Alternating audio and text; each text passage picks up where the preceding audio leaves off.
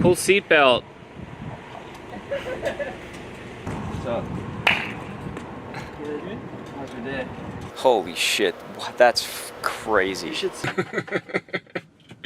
Welcome to the Cities to Crags Traveling Lifestyle Roadshow. Should we clap? Yeah. Nick, tell us who you are. Nick Coccilione, proprietor of Planet Rock, I guess. Maintenance man. What's proprietor entail? What does Planet Rock entail? Yeah, what is Planet Rock? It is a means to somewhere that has changed direction over the years. But it was originally training for competing and climbing, so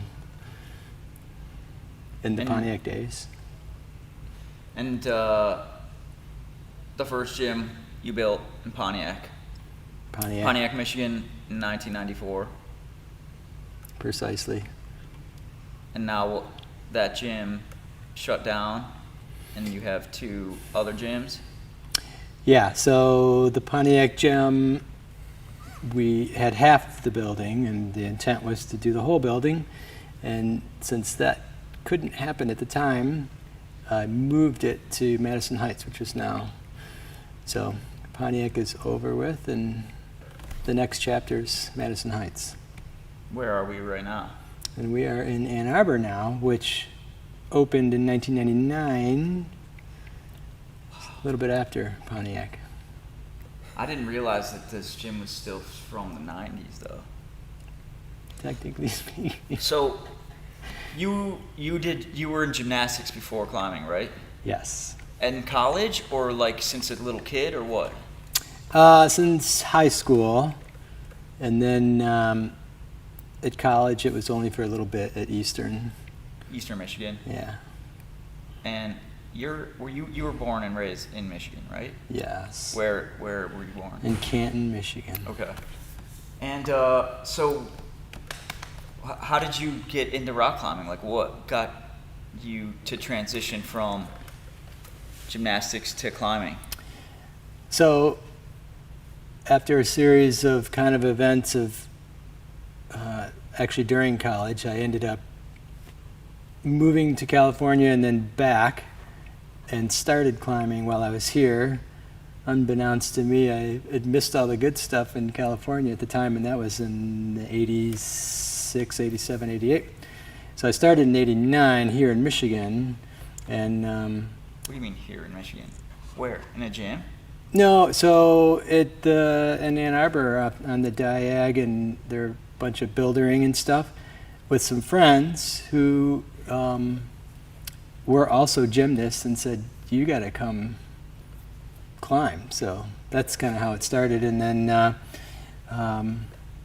my first partner, Beth, you probably remember, we started climbing at Benchmark Indoor Retail Shop. That was in Farmington. They had a little wall there. They did. Oh, wow. Yeah. So this is what, late 80s, early 90s? Yeah, it was 89. 89. Yeah, that's when it started. Okay. Nice. So that and the Ann Arbor thing, and then some of my first climbing was just climbed on the wall, and then somebody handed me a rack, and I was at Rattlesnake in Canada, and started trad climbing right off the get-go. So. Okay. Where's Rattlesnake? It's in Canada, at Guelph. Is it Guelph? It's past Guelph. There's Rattlesnake area, and then there's also Lion's Head up in the Bruce Peninsula. Yeah. So. I know of Lion's Head. Right, very similar. Not far. Cool. So just some gymnasts up in the Great Lakes region getting into some rock climbing. Right. Cool. Yeah. But buildering first. Yeah, so there are a lot of old churches and some bank buildings here in Ann Arbor that these guys would go play on. And Grand Ledge too. So Grand Ledge was definitely part of the first ascents. And you did that for like the first, 90, 91, 92, 93. That's more or less what you were doing, and then you got the idea to build a climbing gym? Yeah, well, because I started competing like a year later, just at the local, 2 years later, because it was in Inside Moves in Grand Rapids, which was the first gym. So maybe that was 92. And did well there, and then I went to a couple other little competitions in Ohio. They were at a college. I'm trying to think of where that was. Did well, and then I ended up a year later at Chicago at the big 8-story, was that Lakeshore Academy, I want to say. It was called something else before that, but it was a huge entreprise climbing wall. It was, Cool. so that was kind of a national, I think that was a national. I don't know if it was ASCF or if there was something before that. So then I wanted to compete more and said, well, got to build a climbing gym. And that's when I got laid off too from my job, and so I didn't have anything to do anyway. What was your job? I was doing some software stuff for Brown and Sharp and general not building maintenance, but to align these coordinated measuring machines, they had the laser equipment and stuff, and so I would bring that stuff in for the guys, set it up, ship it out, and then in the meantime I was learning their software, because the coordinate measuring machines were all about quality control for mostly automotive, but so you got into climbing and you got into these regional comps, did pretty well and wanted to do better. Yeah. But you needed your own place to train. Right. Well, before we go to the gym, is there anything about Grand Ledge that's like interesting or that was cool back in the early 90s? Or what? Yeah. When did that place even get like developed in terms of climbing and like? Grand Ledge is, I don't even know how old that is, but there's a few people. Bruce Bright seems to be one of the founding people of Grand Ledge, and they were climbing there, I'm sure in the 70s or 80s. Had to have been the 70s. It's old. Wow. So. And there's not a single bowl on the whole thing, or the rock's too soft. It's soft sandstone. Yeah. So you just set up TRs like on trees from the top. Yeah, or top boulder rope only. around on the bottom or something. Yeah, you can boulder. It's sketchy. The bottom's wet because it's right there on the Grand River, and then when it rains, the rock seeps water underneath. So right. Wow. You have to be careful. It's softer than the Kentucky sandstone for sure. Okay, so we'll see that in a few days when we go there, because I've never been there. Oh. And you've never been to Grand Ledge? No. I thought you'd been. So that's going to be a part of this thing, an experience. Come out with Gus on Wednesday. That's a possibility. Okay. Gus might come out and climb with us on Wednesday just for the day. Oh, that might be cool. I'll make sure you guys remember, and if you can make it, cool. If not, whatever. But I'm supposed to build a wall Wednesday. Well, no okay. pressure. All right. But so, talking about building walls. So what, you wanted to build the climbing gym basically so you could train? Right. For sport comp? Because bouldering wasn't, wasn't even a thing. I mean, people bouldered obviously forever, but as far as the indoor stuff, I haven't seen it, and I only went to a couple of gyms, but in fact, the only place that was for bouldering that we made in Pontiac was that little cave. The tube that you went in. So like 8 feet wide and vertical, 10 feet tall, and only 20 feet long. Yeah. So like that. So you wanted to build a gym, and like, what was that process like? You just, and what made you want to build such a big gym? I mean, that must have been so much bigger than anything else at the time, right? It's like Movement Boulder, but better. Yeah, it was, but I really didn't know that. And at the time, when I was looking for buildings, the short story is guy that owned that building owned a bunch of buildings in Pontiac, and when I was there and said, hey, I want this warehouse to build a climbing, he couldn't believe it, and he's like, yeah, sure, you clean it out and I'll give you the first 6 months free. So really it was, I think that it was a joke on me, but after we cleaned it out and built the walls, he was pretty surprised, and then the joke was on him because it worked. Because he thought like he was just going to get free building clean out, and then whatever idea you had would have just like gone away, not been it was vacant for 40 years before. 4 or 4D? 40. Oh, wow. So a lot of tenants were in and out, but it was not anything for 40 years. So then that building was vacant for 40 years, more or less. And before that, when it was occupied, it was a power plant? Or it was... So as near as we can figure, in the early 1900s, 1905 is when it was built, and it was Rapid City Car Company for many years, and then it became some kind of production or power plant for GM Truck and Bus, which was across the street. And then after, I guess things changed, because that was only for, I think, 35 or 40 years, which is a long time. And then it became abandoned. No, I shouldn't say abandoned, vacant.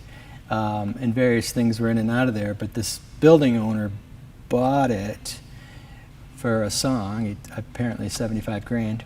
And because he was part of the city council, he did whatever he wanted. So when we moved in there, I didn't have a CFO for quite some time.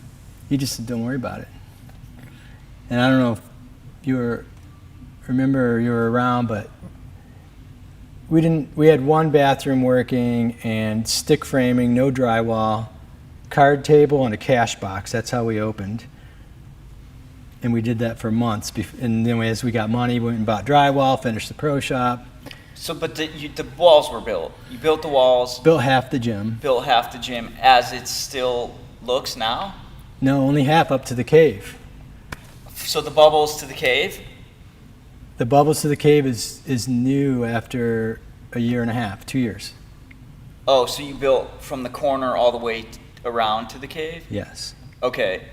And then from the arete cave and the bubbles came 2 years later, a year and a half later. Okay. So you built those walls of the gym and then opened up.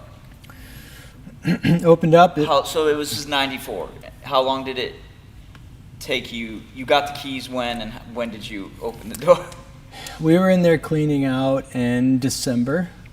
Of 94? Of 93. Of 93. Yeah. No, maybe it was before that. It was probably October, November, because we cleaned it out through the winter. There was no heat or electricity or plumbing, because that side of the building didn't have that. So I put in all of the plumbing, electrical, and in the heat, the gas piping, and then we got a new meter on the side of the building, because then after that they divided the building in half. But that all occurred by a funny thing. We couldn't get any loans or anything for it, and that was the time when credit card offers just kept coming in the mail. They just sent them to you, because that was before internet and all that stuff. Okay. And we just throw them all out. And then after we wanted to do this project, I said, you know what, I can't get any money and I'm laid off. So I collected as many as I could, and I did them all in 1 week. I turned them all, or submitted all the applications. Well, I did it all in 1 week so they couldn't check credit. And I started that with 57 grand. Oh, wow. That's how I started that On gym. credit cards. On credit cards. On mail-in, No job, $5,000 a credit car. cards. Yeah. Holy fuck. So when did the first? So this is like end of '93. When did Yes. the first like money payment come in? Like middle Well, of we '94. opened in April of '94. And So people yeah, did people immediately start coming in? they did, but it was just really Like for all 10 the people people? I knew. Yeah, so it was a handful. There was 3 of us that ran the gym for almost a year. Was Drew one of them? not yet? Drew came on after that first year, So it was you and Beth and Rick Morris and Mike Flack I don't know if I and ever Wes met, Krasinski. I don't know if I met any of Yeah. those guys. Yep. That's how that Shit. started. That was crazy, and we had no idea, right? We figured it'd go for a few years, and then I'd go do something else. And at the time, it was a little rough for me, so I didn't have anything, and I didn't have anything to lose. Uh-huh. So I was in that kind of screw it How old were you attitude. in '94? 24. Nice. Wow, pretty young. 23, I think. Yeah. 24. Pretty young to do that. That's awesome. So what in terms of so that's like the business side, right? So like what personally were you doing? Were you climbing like hell then? And training and competing and So I like you did right, you did Apollo Reed, is that your hard ascent? Oh, yeah, that was at the time, yeah. And I built a wall in my backyard. Just a 13A in the new in Somerville in the new River Gorge. Okay. Yeah, Nice. yeah 13s back then were like 14s now or Yeah. 15s, whatever. So, I mean, it was hard back then. Now it's not. Everybody climbs it. But What it was fuck, cool. dude. Yeah. Early 90s. And like, yeah, so what's memorable from that time for you? From the early 90s, mid 90s, like what's memorable from that time and what's like the arc kind of I think the coolest thing back then, because we had only been open for a couple of years, and then I ran into, it was Steve Schneider and Mike Pont, and I started route setting. So I went there to Clipper City Rock Gym to get my certification. where And it was kind of regional. in It actually burned down like a year later, but it was a very large gym. where? In Baltimore, Okay. Maryland, maybe? Is that where? Well, what is Clipper City? Is Clipper. Clipper City. That's, I think it's Maryland. West Okay. Virginia? Huh. Now I forgot. That's 30 years ago. Let's look, River City. So I did that 4-day thing.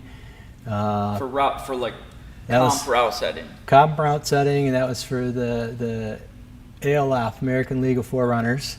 Okay. So that back then was what USA is today, only it was separated because there was American League of Forerunners, and then there was the ASCF, which is American Sports Climbing Federation. Okay. Looks like Massachusetts.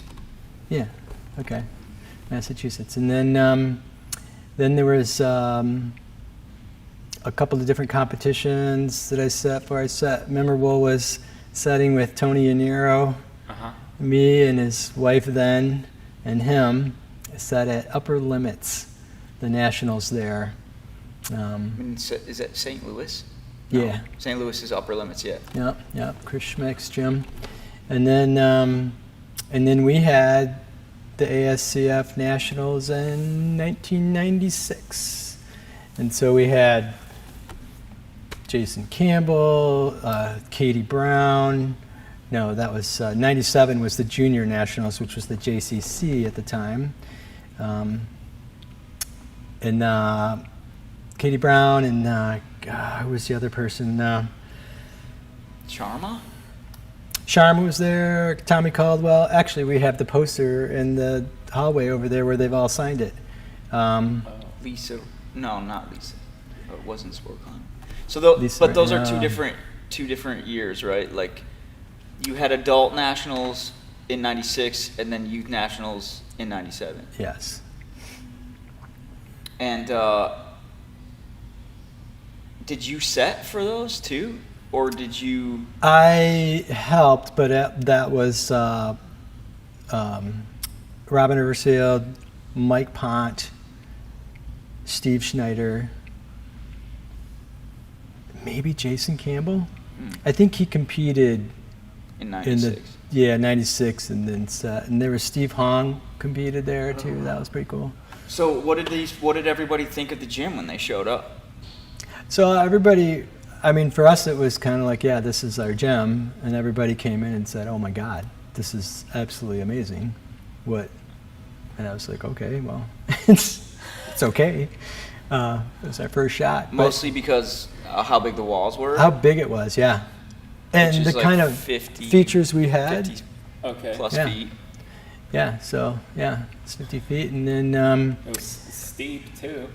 it was steep, and those bubbles that we had, the concept behind that was so that you could climb and you couldn't see your feet. So we went convex instead of concave. And I mean, with some friends, I designed all of that and built it, and all that plywood we cut the back in order to bend it, and then re-glued it, and then we put so much steel back there, structure-wise, that, well, it's still standing there. I mean, it's not coming down.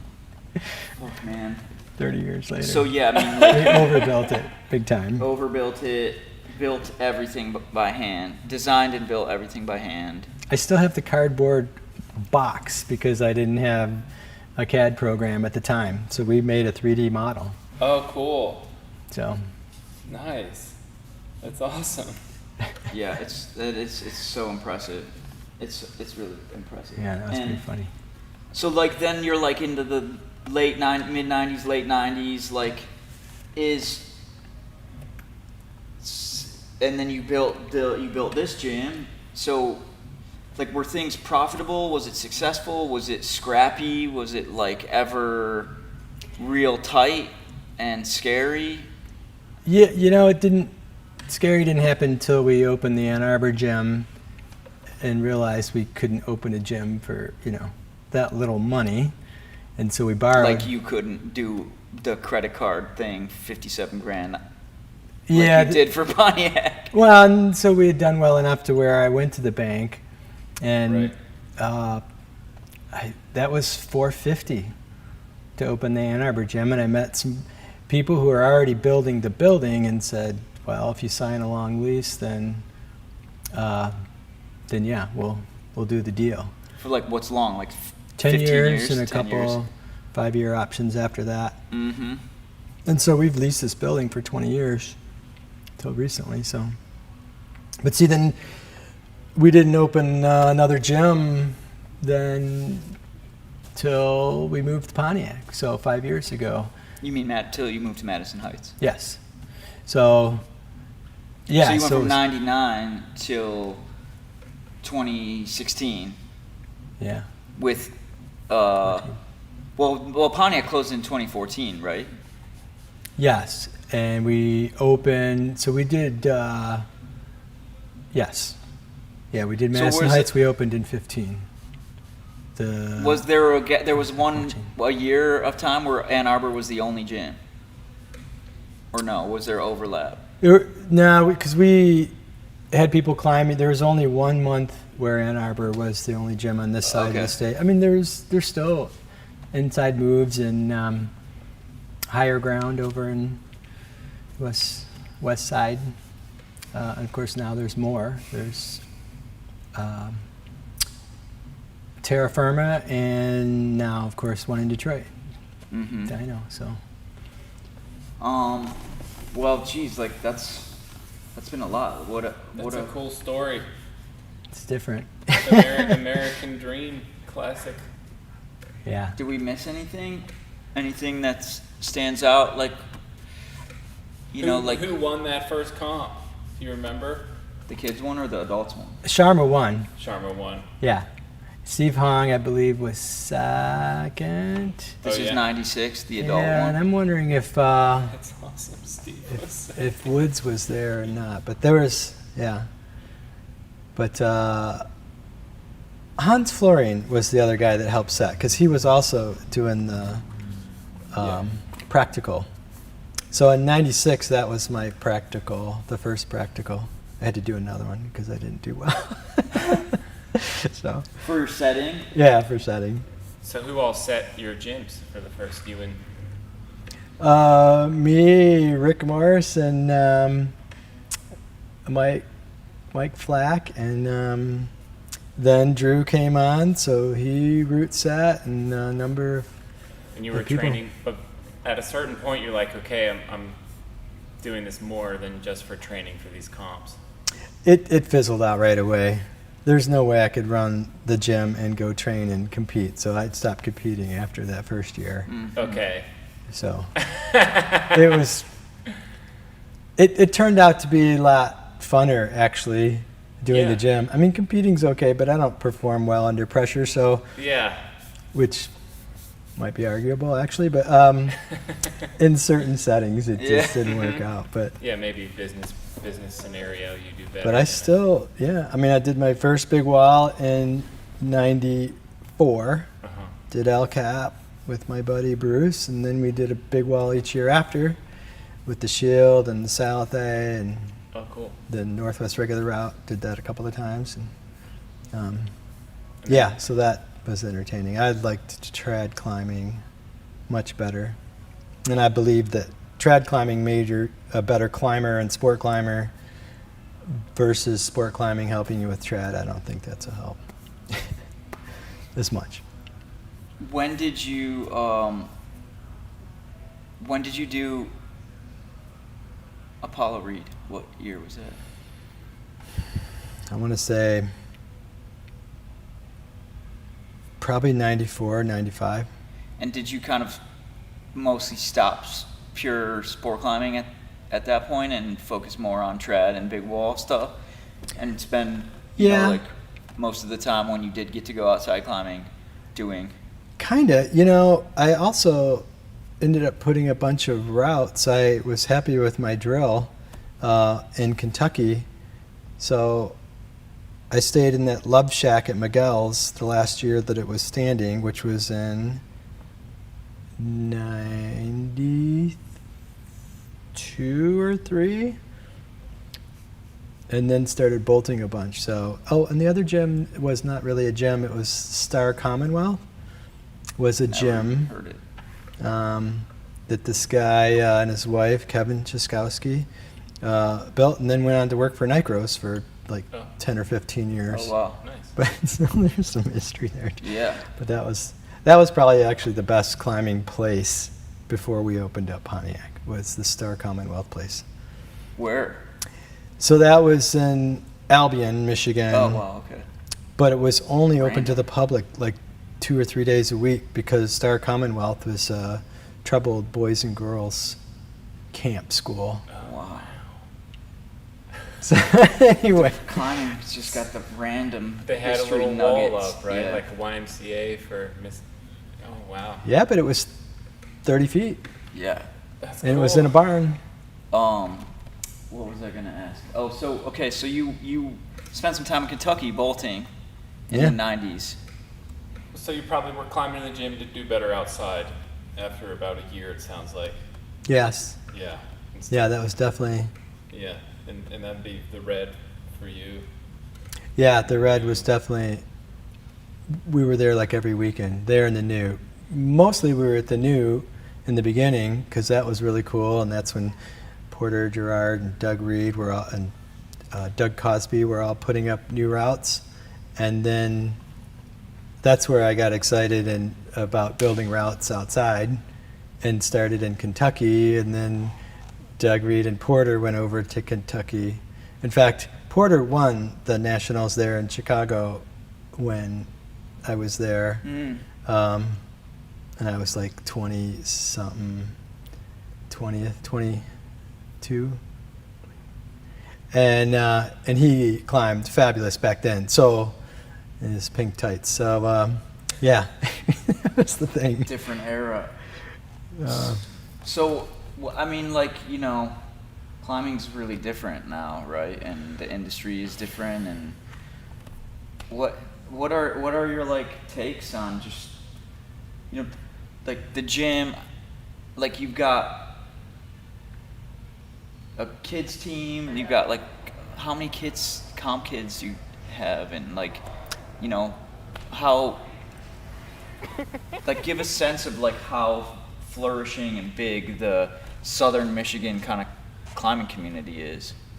So we had generally, I would say, a lot of our customers driving within an hour to 2 hours away, and then coming from all over the place, climbing. We started our kids team back in the early 90s, or the mid 90s, I should say. We had, I think, 10 to 15 kids on our climbing team in Pontiac. And then when we opened up Ann Arbor in 99, we had another 10 or so there's probably 25. And then each year, because I had also was good friends with Robin Eversfield and DDA and their kids. In fact, when they came, we had 6 nationals. So at the time, we had held the most nationals out of any gym in the country.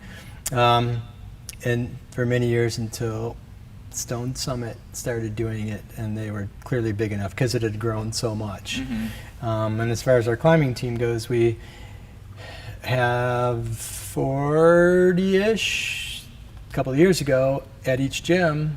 So we had 80, almost 90 kids between the 2 gyms on our climbing team. And usually a dozen would go to nationals, and a handful, typically 3 or 4, would go to World Cup. So we had a really good showing, really good coaching. Started the ABC stuff kind of alongside or with Robin, turned us on to it, and she was fantastic with that stuff. And clearly it's doing really well.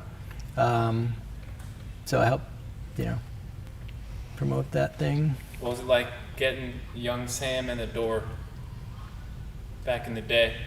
Oh, right. That was awesome. And you worked at the gym for a little while, so I guess I didn't. I was in and out, you know. Yeah, I didn't see you a whole lot, and I didn't understand a whole lot of from your skiing background and stuff, how much you know you had going on before that, and clearly that was a good segue into climbing, right? So Yeah, I definitely credit a lot from that previous skiing life. But yeah, I mean, I went to a summer camp out west when I was 15 or something like that.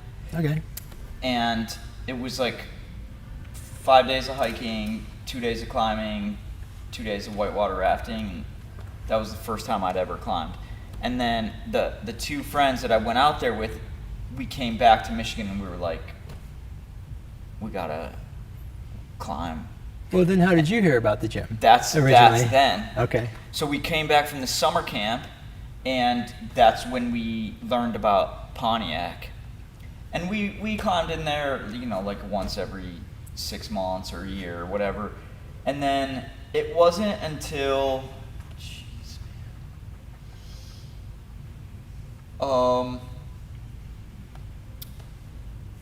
like late high school that I started going into the gym more. And then I don't think I started working there until a couple of summers home from college. What year would that have been? So the summers home from college were probably like 2001, 2, 3, 4, something like that. Okay, well that's yeah, because 99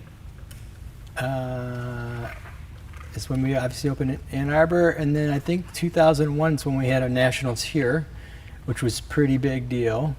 I think I worked. Was it in the summertime? Yeah.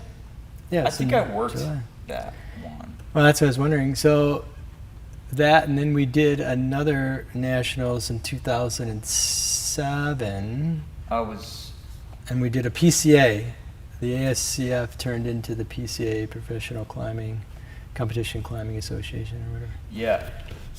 So I definitely was in Pontiac climbing before Ann Arbor was even built. I don't know if I started working for Planet Rock. I might have started after Ann Arbor was built, for sure. Yeah. Did you go to the wall parties? Mm-hmm. A Yeah. couple of them. Okay, then. Yeah. And on staff trip? One of them. Okay. That was rather unique, and that was part of my whole vision of the business. Is I wasn't in it for the business, so we closed the gym every year for a week and flew everybody somewhere to go climbing. Outside Rock. Oh, cool. Nick paid for everything. Oh, wow. Yeah, and that's still to this day we keep putting back into the gym. We're always buying something new for the gym, or in this case, now we're trying to build one in Grand Rapids. So I keep putting it back in. Just I was so dirt poor back then that when I did actually get more money than I'd ever made, that was enough. So I just kept putting it back in the gym. So Super special, man. Yeah. Yeah, and then yeah. I was fucking home from school one summer, and I still was like really into skiing, ski racing, but I also really loved climbing at that point. And Nick, I'll never forget it, man. I think I was quitting to go back to school to start, like, and he looked me dead in the eye and he said, "Don't let school get in the way of your education." That's right. And dude, that to this day, I mean, that just rang my bell, dude. You know, there's another interesting thing that I picked up along the way is we're not here for a long time, we're here for a good time. And that was from a guy, Justin Dospel, who climbed quite frequently at the gym in Pontiac, and this was mid-90s. And, you know, he got turned on to climbing like a lot of people, but he was making that trip down to Kentucky as well. It's probably the late 90s. And anyway, unfortunately, he was down there driving by himself at 16, flipped over and died in his car. But to this day, that That's was the part that stuck with you. a huge part. Geez, I don't know how much more we need. I mean, that was really good. Yeah. There's some meat in that, Yeah. and we can't wait. I can't wait to. I mean, is there anything else that you want to say or that share or that you want to? I mean, like, yeah. Well, everything's been, well, you know what? There's a huge part, I think, missing because in Pontiac, before we moved to Madison Heights, we had the Detroit Rock Climbing Company for 5 years. So my brother Vince and I started that. We made all those climbing holds. At the time, they were fantastic. We had Vince had created a lot of really cool innovation in the holds, especially with the shiny surface that no one could duplicate for many years afterwards. But unfortunately, we couldn't keep the costs together and it didn't work out. So when we moved to Madison Heights, it wasn't feasible to take that company with us. Right. But the Detroit Rock Climbing Company, DRCC, was really a huge stepping stone along the way, as much as the gyms, really. Oh, So, nice. I shaped a little line. It's of worth- holes. Did you know that? yeah. Yeah. No, I remember I that. called them rifle pinches. Oh, yeah. There were 5 or 6 of them. Nice. Yeah. Yeah. So that's huge.